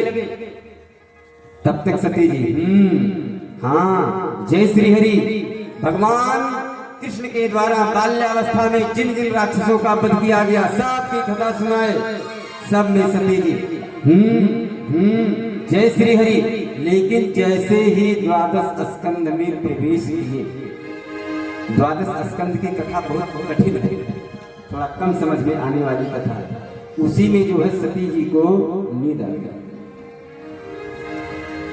जहां सती जी बैठी थी ना, उसी के सम्मुख एक फोड़र में एक अंडा पड़ा था जो निर्जीव था। लेकिन कथा के प्रभाव से धीरे धीरे उस अंडे में प्राण आ गया और सती जी जैसे सोई तैसे ही अंडा फूट गया और उसमें से एक उत्पन्न हुआ। और अब वो कथा सुनने लगा। भगवान शिव कथा नेत्र बंद करके, हम तो आप सबको देख रहे हैं, भगवान शिव तो नेत्र बंद करके कथा बोलते थे। हम नेत्र बंद करके कथा बोले तो लोग उठ के चले जाएंगे। अब भगवान शिव नेत्र बंद करके जो है देवी सती को कथा सुना रही है। लेकिन वो सुख सावक जो है जय श्री हरि जय श्री कृष्णा, अब जो है अंतिम चरण पे पहुंचे भगवान शिव। और जब कथा विराम किए तो बोलिए भागवत भगवान की जय हो। कैसे देवी सती चौंकी। अरे बाबा वो क्या आप वर्णन कर रहे थे कि एकादश मंत्रों का वर्णन, 9 योगेश्वरों का वर्णन। शिव जी कहे देवी तुम कथा नहीं सुन रही थी? हाथ जोड़ के सती बोली कि बाबा मुझे नींद आ गई। भगवान शिव ने अपने चारों तरफ अवलोकन किया, देखा कि कौन कथा सुन रहा था, कौन बोल रहा था जब ये सो गई। तो भगवान शिव की दृष्टि जैसे ही उस खोड़र पे पड़ी, तैसे वो सुख जो है अपना पंख फड़फड़ाया और वहां से उड़ चला। जैसे उड़ा तैसे भगवान शिव अपना त्रिशूल उठाए और उसके पीछे लगा दिया। आगे आगे वो सुख, पीछे पीछे त्रिशूल, उसके पीछे भगवान शिव, उसके पीछे देवी सती। काफी आगे वो सुख निकल गया। देवी सती बोली है बाबा ये त्रिशूल वापस कर लो, अब उसका कुछ बिगाड़ नहीं पाओगे आप, वो तो अमर कथा सुन लिया, उसका कुछ बिगड़ने वाला नहीं है। एक काम करो, अपने को थकाओ नहीं, चलो वापस चलो, कैलाश चलते हैं। लेकिन भगवान शिव उस सुख के पीछे लगे रहे। इतने में व्यास जी की पत्नी पिटका देवी को जम्हाई आई और जैसे मुंह खुला तैसे वो सुख जो है उनके मुख में प्रवेश करके अंदर में चला गया। बहुत वर्षों तक वो सुख जो है माँ के पेट में ही, लेकिन वो सोने वाला थोड़ी था, वो माँ के पेट में ही वेद मंत्र बोलता था। हरि ओम महासहस्र शीर्षा पुरुषा सहस्राक्ष सहस्रपात स भूमि गो सर्वतत्वा अत्यतिष्ठद सांगुलम। बिटिका देवी घबराई, व्यास जी के पास गई, अरे स्वामी जी देखो ना ये मेरे पेट के अंदर कैसी ध्वनि आ रही है। व्यास जी बोले कि देवी ये कोई सामान्य बालक नहीं है, ये तो वेद मंत्र बोल रहा है, आप बिल्कुल परेशान ना। व्यास जी हाथ जोड़े कि भैया बाहर चले जाओ, बहुत ज्यादा दिन हो गया। अंदर से आवाज आई, नहीं मैं तो बाहर नहीं आऊंगा, जहां हूं यही बढ़िया है, बाहर आऊंगा तो विष्णु की माया घेर लेगी, हम भी सबके समान हो जाएंगे। अंततो गत्वा भगवान को स्वयं आना पड़ा।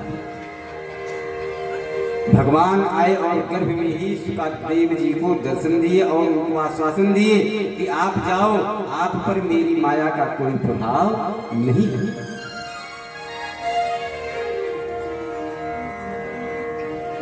उसके बाद श्री सुखदेव जी अपनी माँ के उदर से बाहर आए और जैसे बाहर आए तैसे वन की तरफ चल पड़े।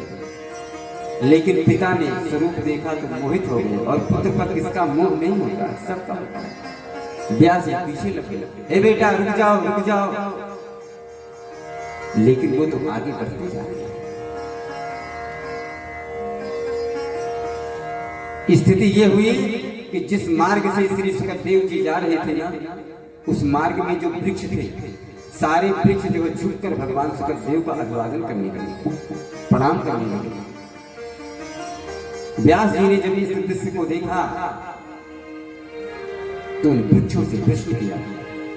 वृक्षों ने कहा कि बाबा आप बहुत बड़े विद्वान हो, ये सत्य है, लेकिन ये जो आपका पुत्र है ना, ये परम वीतरागी है, इसको दुनियादारी से कोई लेना देना नहीं है। महाराज ये स्त्री और पुरुष के भेद को ही नहीं जानता है कि स्त्री क्या है पुरुष क्या है। अब इससे बड़ा वीतराग तो हो ही नहीं सकता। अंततो गत्वा व्यास जी वापस आए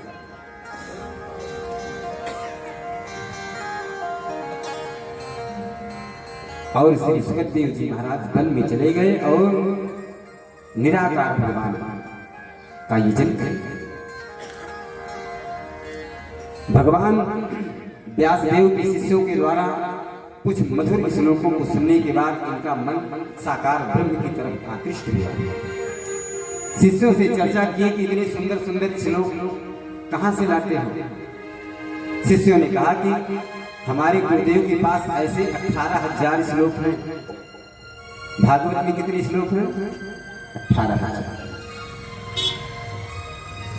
फिर सुखदेव जी अपने पिता के पास आए और भागवत जी का अध्ययन किए। पिता ने जो है पुत्र को भागवत पढ़ाया। समय तो लगभग हो गया है, क्या 25 मिनट, थोड़ा आगे बढ़ चलता हूँ। तो श्री सूत जी को जो है, श्री सूत जी ने शौनक आदि ऋषियों को जो है श्री शुकाचार्य जी के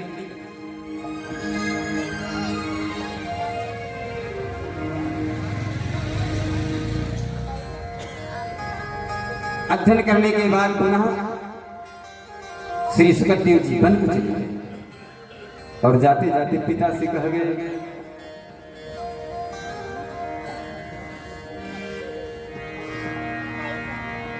पानी के बबूले सी, आकाश से पानी बरसता है ना तो बबूला उठता है, लेकिन एक ही क्षण में वो नष्ट हो जाता है। आपने देखा होगा जब जोर का बारिश होता है तो तमाम बबूले उठ जाते हैं, लेकिन एक ही क्षण में नष्ट हो जाते हैं। ठीक वैसे ही जीवन है। पानी के बबूले सी तेरी जिंदगानी है,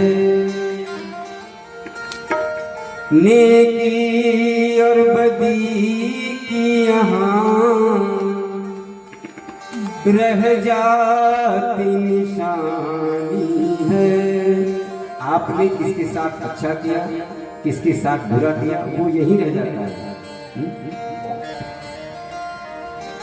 साथी कोई किसी का नहीं, चाहे गुरु चाहे चेला,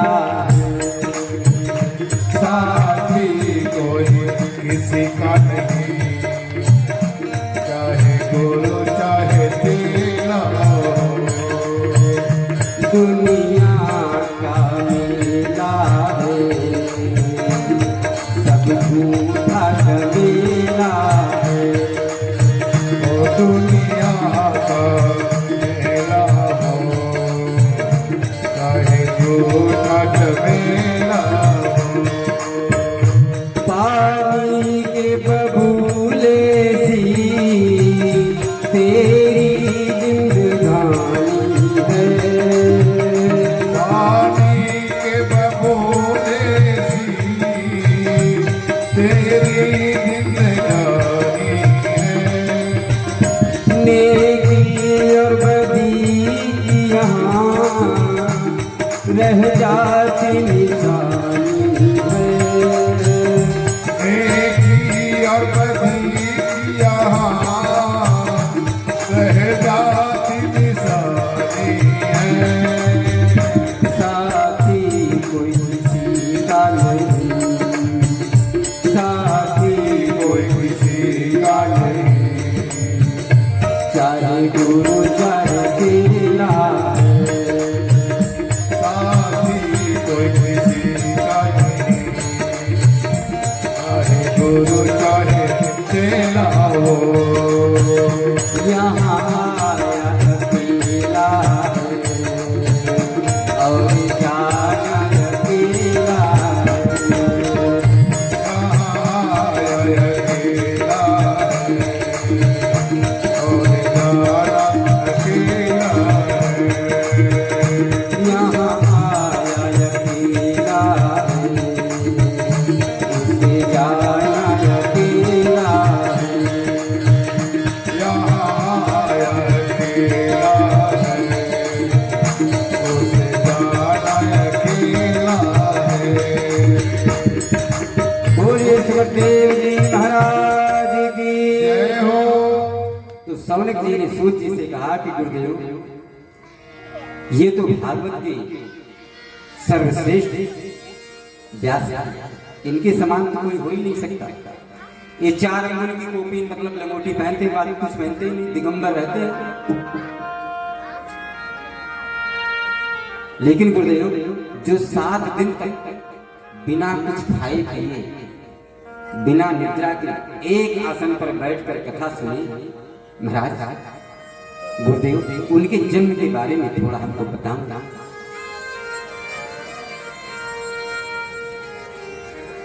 सूत जी बोले कि शौनक जी, यदा मृधे कवरो सृंजयाना वीरेस्वथो वीरगतिं गतेषु वृकोदराबिद्धगदाभिमर्शन् भगनो रुदन्डे धृतराष्ट्रपुत्रे। श्री शौनक जी, जिस समय कौरव और पांडवों का युद्ध हुआ, पांडवों को विजय श्री मिली, कौरव मार दिए गए। उसी समय भीम के गदा के प्रहार से टूटा हुआ जंघा एक पेड़ का सहारा लेकर बैठा दुर्योधन। बस एक ही सोच विचार उसके मन में था कि मैं 100 भाई था और 100 मर गए, और पांडव 5 थे, 5 जीवित थे। इस बात का उसको बहुत कष्ट था। इतने में इनके गुरु का पुत्र अश्वत्थामा आया और दुर्योधन से बोला कि मित्र, दुखी मत हो। मेरा मानना है कि आपकी तरफ से जो सेनापति थे ना, जो बड़े बड़े योद्धा थे ना, कोई मन से लड़ा नहीं। भीष्म के आगे कौन टिकता? महाराज कृपाचार्य, द्रोणाचार्य, कितने बड़े बड़े। लेकिन मित्र, मेरी बात मानो, कोई आपकी तरफ से मन से नहीं लड़ा। अगर मुझे सेनापति बनाए होते ना, तो मैं पांडवों को अवश्य मार देता। दुर्योधन ने कहा, भैया अपराध गई, बात गई, ये सब कहने से कोई लाभ नहीं है।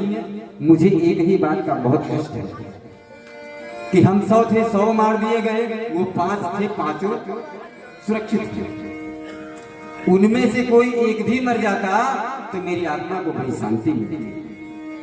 अश्वत्थामा ने कहा कि तुम एक की बात करते हो, मैं 5 को मार दूंगा। दुर्योधन हंसा, अश्वत्थामा, वो 5 पांडव कोई बच्चों का खेल नहीं है जो तुम 5 को मार दोगे। अश्वत्थामा कहा कि मित्र, मेरे ऊपर भरोसा करो, मैं पांडवों को मारूंगा। इतना कहा कि अश्वत्थामा चल पड़ा। 5 पांडव भोजन किए, लेकिन आज द्वारिकानाथ 5 पांडवों को लेकर शिविर से बाहर चले गए। देखिए विधि की प्रेरणा क्या होती है। और 5 पांडवों के आसन पे 5 पांडवों के पुत्र आके सो गए। रात्रि का समय अश्वत्थामा शिविर में प्रवेश किया और सोते हुए पांडवों के पुत्रों को पांडव समझकर 5 के गर्दन काट और 5 की मुंडी लेकर कहां पहुंचा? दुर्योधन के पास, और बोला, मित्र, तुम एक की बात करते थे ना, देखो मैंने 5 को मार दिया। दुर्योधन बोला कि मित्र, ये संभव तो नहीं है। अश्वत्थामा बोला कि मैं प्रमाण के साथ आया हूं, 5 का सर लेके आया हूं। दुर्योधन ने कहा, एक काम करो, तुम मुझे भीम का सर दे दो। भीम के ही गदा प्रहार से दुर्योधन का जंघा टूटा था। उसमें जो सबसे बड़ा सर था ना, उसको अश्वत्थामा दिया, और जैसे ही दुर्योधन अपना पंजा रख के उस सर को दबाया, उस सर से पच पच करके खून की धार निकल गई। दुर्योधन ने कहा, अश्वत्थामा, तुमने तो बहुत बड़ा अपराध कर दिया। ये 5 पांडव नहीं, ये भीम का सर नहीं है, ये तो पांडव के पुत्र हैं। अरे तुमने हमारे वंश में किसी को नहीं छोड़ा कि जो हमको जल दे सके। पांडव और कुरुवंश एक है, जैसे बड़े पिताजी छोटे पिताजी। दुर्योधन उदास हो गया। एक बार तो हंसा जब सुना कि 5 पांडव मार दिए गए, तो बहुत प्रसन्न हुआ। लेकिन जैसे पता चला कि ये पांडव नहीं, पांडव पुत्र हैं, बड़ा दुख हुआ और उसको श्राप मिला था कि एक साथ ही जब शोक और प्रसन्नता व्यक्त करोगे, उसी समय तुम्हारी मृत्यु हो जाएगी। दुर्योधन ने इतने में द्वारिकाधीश 5 पांडवों को लेकर शिविर में देवी द्रौपदी अपने बच्चों की शिविर में गई, तो देखी क्या, सारे बच्चों के सर कटे गए। अब तो द्रौपदी मैया छाती पीट पीट के रोने लगी। रोने की आवाज पांडवों ने सुना। द्वारिकाधीश में सब दौड़े दौड़े आए, देवी क्या हुआ, क्या हुआ? लेकिन इस दृश्य को जिसने भी देखा वो अवाक रह गया। किसी के मुंह में वाणी नहीं थी कि कुछ बोल सके। द्रौपदी मैया का रो रो के बुरा हाल। रोती हुई द्रौपदी को देखकर अर्जुन ने अपना गांडीव धनुष उठाया और प्रतिज्ञा किया कि देवी, जिसने भी तुम्हारे पुत्रों की ये दुर्दशा की है, मैं उसको जीवित नहीं छोड़ूंगा, मैं उसको प्राण नहीं दूंगा। इतने में भीम दादा भी गदा लेके आ गए। बोले, अर्जुन अगर तुम छोड़ दोगे तो मैं प्रतिज्ञा करता हूं कि मैं उसे मारूंगा। अर्जुन रथ पे सवार हुए, द्वारिकानाथ रथ को चलाना प्रारंभ किया।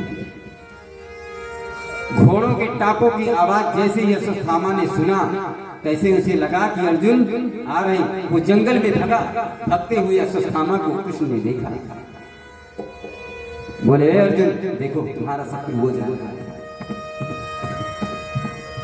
जब अश्वत्थामा को लगा कि अब मैं बच नहीं पाऊंगा, तो उसे ब्रह्मास्त्र चलाना आता था। उसने ब्रह्मास्त्र का संधान करके अर्जुन के ऊपर छोड़ दिया। अर्जुन ने जैसे ही देखा कि ब्रह्मास्त्र आ रहा है हमारी तरफ, भगवान कृष्ण से हाथ जोड़कर बोले, गोविंद मेरी रक्षा करो, ये ब्रह्मास्त्र हमें जला देगा। गोविंद ने कहा कि मैंने भी तुमको ज्ञान दिया है, ज्ञान का उपयोग किया। तुरंत अर्जुन ने जो है ब्रह्मास्त्र साधा और ब्रह्मास्त्र को छोड़ दिया। दोनों ब्रह्मास्त्र जब आकर आपस में टकराए तो पृथ्वी जो है भूकंप आने लगा। रथ से कूद कर अर्जुन अश्वत्थामा को पकड़ लिया और रथ के पीछे उसको बांध दी, घसीटते हुए उसको लेके आए शिविर में। लेकिन जैसे ही द्रौपदी मैया ने देखा कि रथ के पीछे अश्वत्थामा बंधा है, हाथ जोड़ के बोली, देवता छोड़ दो इसे, मुंज मुंज छोड़ दो इसे, अरे ये गुरु पुत्र है, ये बांधने योग्य नहीं है। द्रौपदी को अपने पुत्रों की पीड़ा भूल गई।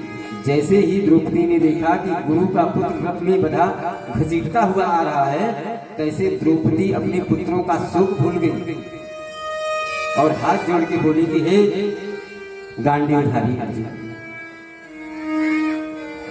आप तुरंत इस ब्राह्मण को यहां से मुक्त कीजिए। अर्जुन ने कहा कि देवी, मैंने प्रतिज्ञा किया है इसको मारूंगा, मैं इसे मारूंगा। रोती हुई द्रौपदी बोली कि जो मेरी दुर्दशा है आज, मैं जिन पुत्रों के कारण आज रो रही हूं, जब ये मार दिया जाएगा तो इसकी मां भी रोएगी। और वैसे ही तुम्हारे गुरु तो युद्ध में मारे गए। गुरु माता पति के साथ जो है स्वयं को जलाने का प्रयास कर रही थी, लेकिन पुत्र मोह में जो है वो स्वयं का परित्याग नहीं किया, पति के साथ सती नहीं हुई। सिर्फ इसी नाते कि बेटे का मुख देखते कि बेटे के ही सहारे जीवन बीत जाएगा, लेकिन अगर बेटा उनका मर जाएगा तो बताओ गुरु माता कहां जाएंगे।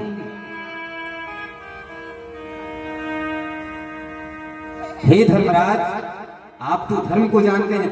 द्रौपदी मैया हाथ जोड़ के युधिष्ठिर की तरफ घूम पड़ी। धर्मराज, आप तो धर्म जानते हैं, आप धर्म की रक्षा कीजिए, बचाइए।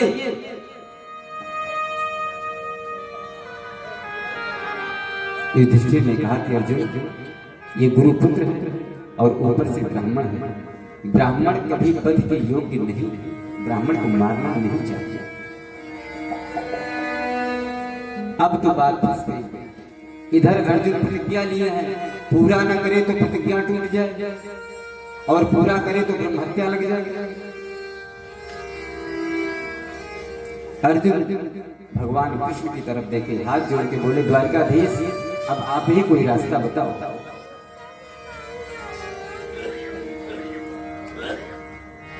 द्वारकाधीश मुस्कुराए, बोले, कुरुक्षेत्र में खूब पढ़ाया है, उस शिक्षा का उपयोग करो।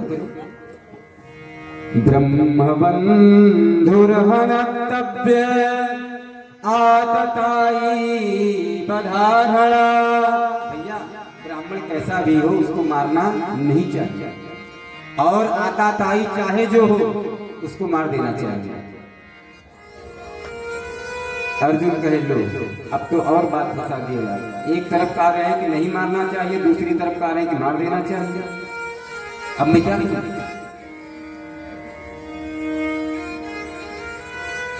कृष्ण ने कहा कि गीता पाठ का ध्यान करो, तुम्हें सूत्र मिल जाएगा।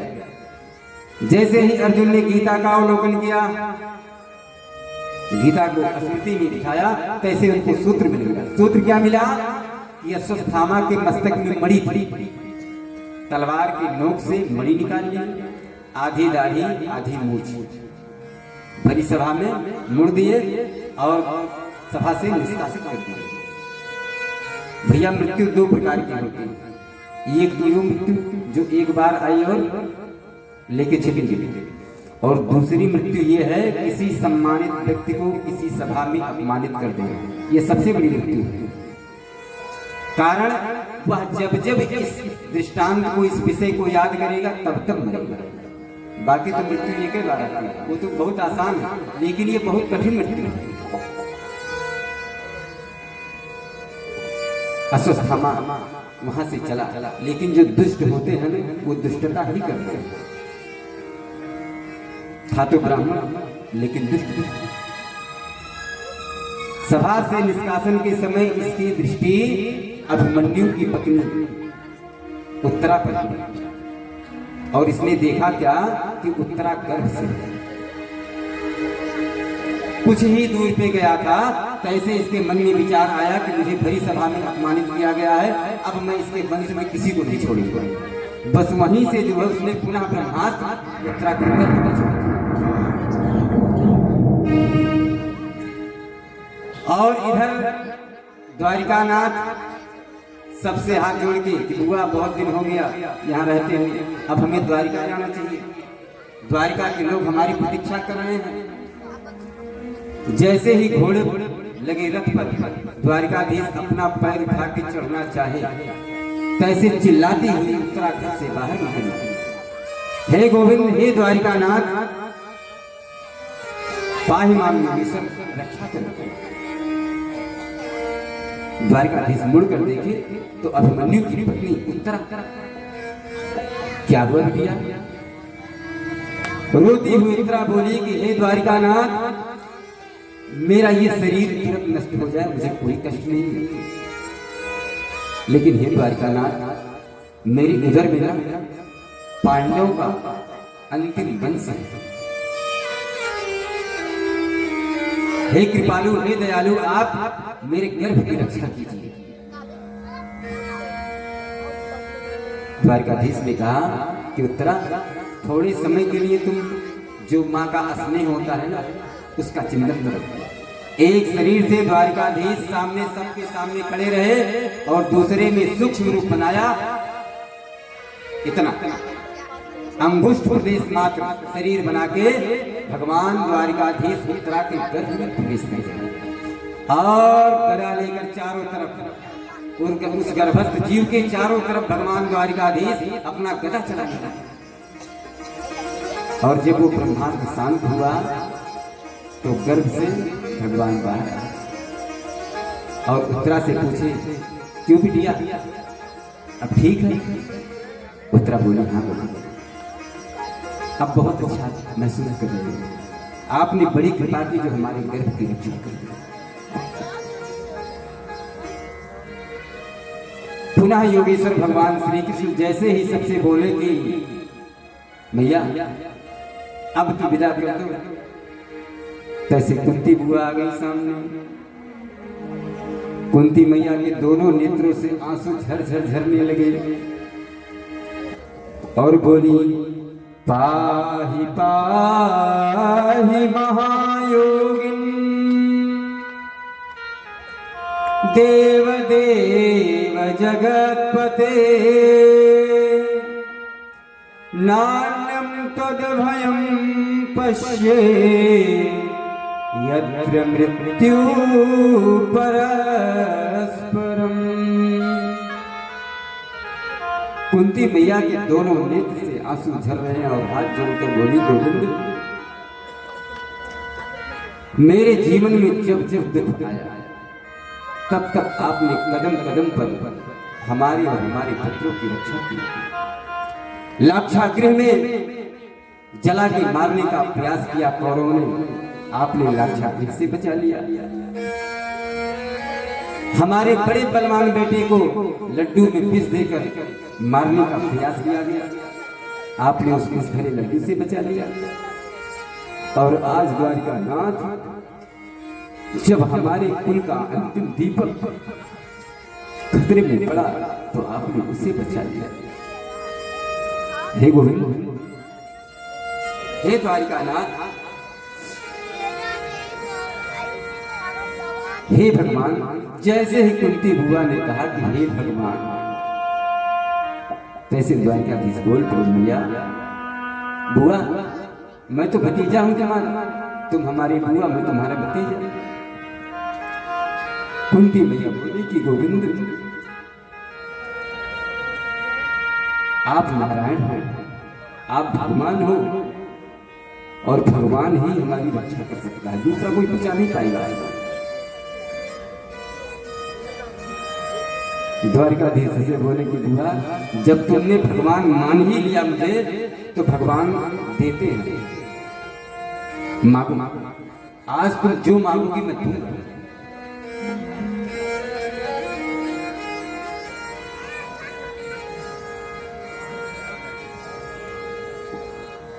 आज कुंती मैया भगवान से क्या मांग रही, दुनिया का कोई भी व्यक्ति नहीं मांग सकता जो कुंती मैया ने भगवान से मांगा। हाथ जोड़ के कुंती मैया बोली कि हे द्वारिका नाथ, अगर आप देना ही चाहते हैं ना तो हमें दुख दे दीजिए। है किसी की क्षमता में भगवान से कहे हमको दुख दे दीजिए। विपद सन्तु न शश्वत तत्र तत्र जगद्गुरु।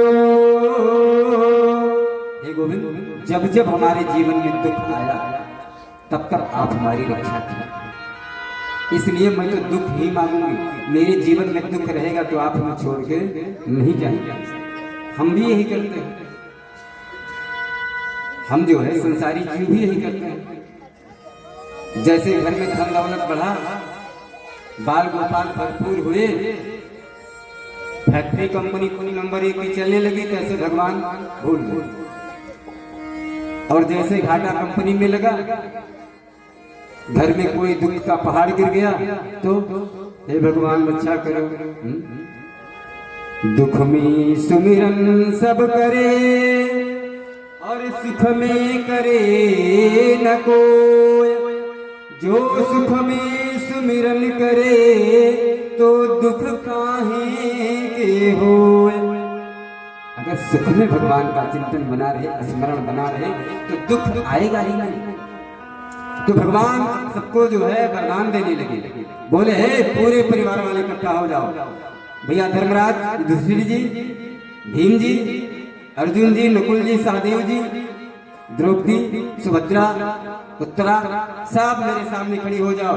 आज जो कोई मांगेगा मैं देने के लिए तैयार हूं, क्योंकि बुआ ने हमें भगवान कह दिया। तो बुआ तो मांग चुकी थी कि नाथ हमको दुख दे दो, दुख के अलावा मुझे सुख नहीं चाहिए, क्योंकि मेरे जीवन में दुख रहेगा तो आप रहेंगे, आपकी स्मरण शक्ति बनी रहेगी। युधिष्ठिर को वरदान दिए, अर्जुन को दिए, भीम दादा बोले कि गोविंद आप तो मेरे भोजन का मजाक उड़ाते हो ना कि बहुत ज्यादा खाता है। आप ऐसी कृपा करो कि जब मैं खाने बैठूं ग्रास पर मैं आपका चिंतन करूं। भगवान ने कहा एवं ऐसा ही है। अर्जुन भगवान के सखा भी है, सेवक भी है और बहनोई भी। लोगों की दृष्टि अर्जुन पर टिकी, अर्जुन क्या मानेंगे। अर्जुन ने कहा हे द्वारिकानाथ, आपसे हमारे 3 संबंध हैं। तीनों काल तीनों अवस्था में जब मुझे आपकी जरूरत पड़े तो आप उस रूप में मेरा सहयोग करें। भगवान ने कहा एवं ऐसा होगा। द्रौपदी मैया को वरदान दिया, नकुल सहदेव को वरदान दिया। अब भगवान कृष्ण की बहन है सुभद्रा का नंबर है। उपस्थित सारे लोगों ने बहुत गौर से सुभद्रा की तरफ देखा कि ये तो द्वारिकानाथ की बहन है। कुंती मैया सोचने लगी ऐसा ना हो कि अपने द्वारिकानाथ भाई से जो है कुछ बड़ा धन वैभव यश कीर्ति मांग ले। लेकिन सुभद्रा ने जो मांगा बहुत कठिन मांगा। पांडव प्रपन्न गीता में इस श्लोक का वर्णन है। सुभद्रा बोली कि भगवान जो मांगूंगी वो आप दूंगी। द्वारिकाधीश ने कहा कि सुभद्रा अगर आज तुम कहेगी कि मुझे ब्रह्मा बना दो तो मैं तुम्हें ब्रह्मा बना दूंगा। तैसे ब्रह्मा का आसन हिला, ब्रह्मा का आसन खतरे में आ गया। ब्रह्मा जी हाथ जोड़ के महाराज कृपा करना। सुभद्रा ने द्वारिकाधीश के सामने हाथ जोड़े और बोली कृष्ण तुदीय पद पंकज पंजरांतम। हे कृष्ण, हे गोविंद, अद्दैव में विशतु मानस राज हंसा। हे गोविंद, ये जो मेरा मन है ना, आज ही से आपके चरणों में लग गया। मतलब मेरा मन भक्ति में लग गया। कृष्ण तुदीय पद पंकज पंजरांतम अद्दैव में विशतु मानस राज हंसा। भगवान ने कहा क्यों? अभी तो तुम्हारे जीवन का सारा समय बचा है। अरे तुम सुख भोगो, आज से भजन करके क्या करोगी? तो सुभद्रा ने कहा प्राण प्रयाण समय। हे भगवान, जब इस शरीर से प्राण निकलना होता है ना, तो इस शरीर में कफ और पित्त बढ़ जाता है। आपने देखा होगा जो व्यक्ति मरणासन्न होता है, जिसकी मृत्यु सन्निकट होती है, उसका कंठ जो है घुरघुराने लगता है। ऐसा लिखा है कंठों घुरघुराते। जब कंठ से घुर घुर की आवाज आने लगे तो जान लो कि अब ये जो है घंटे में है। कृष्ण तुदीय पद पंकज पंजरांतम मद्दैव में विशतु मानस राजहंसा प्राण प्रयाण समय कफवात पित्तै कंठावरोधन विधौ स्मरणं कुतस्ते। हे गोविंद, मृत्यु के समय कंठ जो है कफ और पित्त से पित जाता है। ऐसे में आपका नाम तो आएगा नहीं। इसलिए आज ही मुझे वो भक्ति का वरदान दे दीजिए कि मैं आज ही से आपका जो है नाम जपूं, आपकी भक्ति करूं, ताकि मरते समय देहांत काले तुम सामने हो, मुरली बजाते मन को लुभाते। मुरली बजाते मन को लुभाते। मुरली बजाते मन को लुभाते। मुरली बजाते मन को लुभाते। तन्नाथ जागू हे नाथ नारायण वासुदेव। कृष्ण गोविंद हरे मुरारी हे नाथ नारायण वासुदेव। श्री कृष्ण गोविंद हरे मुरारे हे नाथ नारायण वासुदेव। कृष्ण गोविंद हरे मुरारी हे नाथ नारायण वासुदेव। भगवान द्वारिकाधीश सबको वरदान दिए और अर्जुन को अपने साथ लेकर